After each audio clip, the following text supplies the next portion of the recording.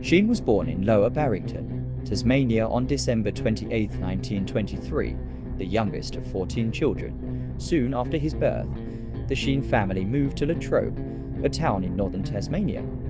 Sheean was employed as a farm labourer when he enlisted in the Royal Australian Naval Reserve in April 1941, following in the steps of 5 of his brothers who had already joined the armed forces. He was posted to Sydney, where he joined the newly commissioned corvette HMAS Armidale in June 1942. Sheean served aboard Armidale as she took part in escort duties along the eastern Australian coast and in New Guinea waters. In October, he transferred with the ship to Darwin, where Armidale was tasked with assisting Australian operations in Timor.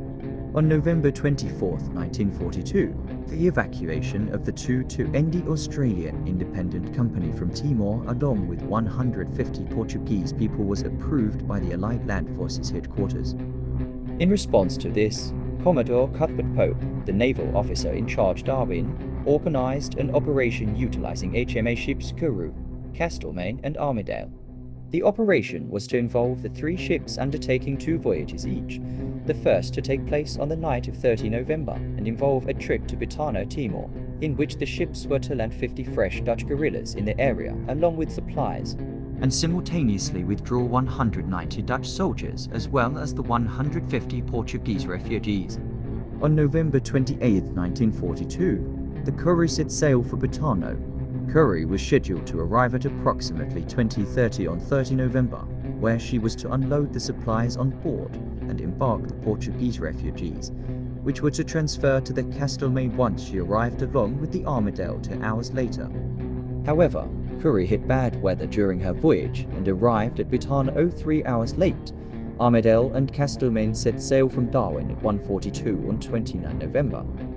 At approximately 9:15 the next day, the 2 ships were attacked by a single Japanese aircraft.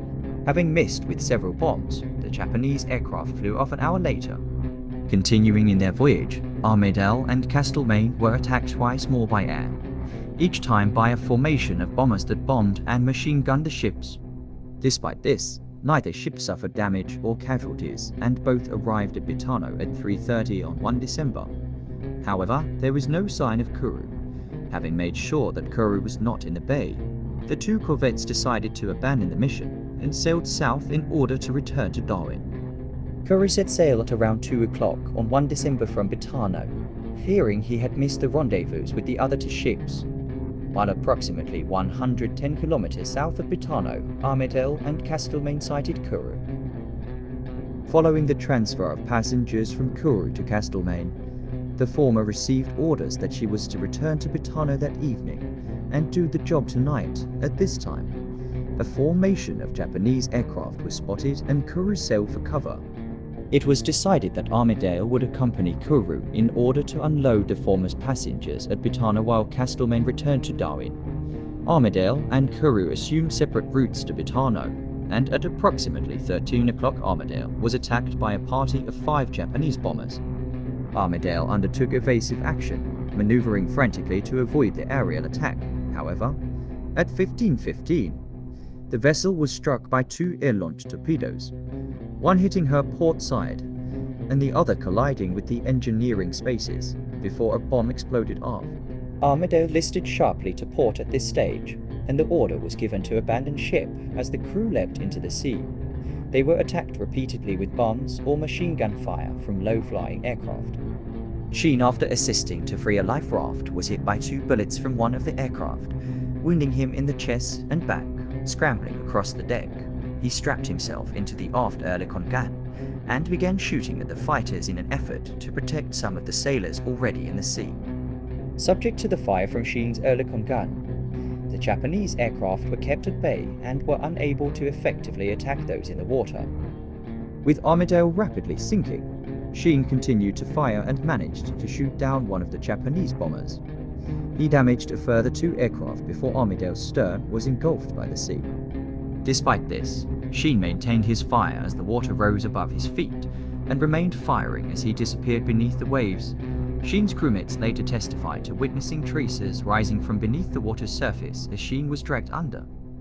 Sheean was among 100 of the original 149 people on board HMAS Armidale at the time of the attack who were killed during the ship's sinking and its aftermath. Many of the survivors attributed their lives to Sheean. For his bravery and devotion when HMAS Armidale was lost, Sheean's actions were recognized with a posthumous mention in dispatches. However, many held the opinion that Sheean's gallantry, devotion to duty and self-sacrifice were worthy of the Victoria Cross. 78 years after he died in battle, Teddy Sheean was awarded a Victoria Cross. Teddy Sheean's VC has gone on permanent display in the Hall of Valour at the Australian War Memorial. Thanks for watching. Please consider subscribing to the channel.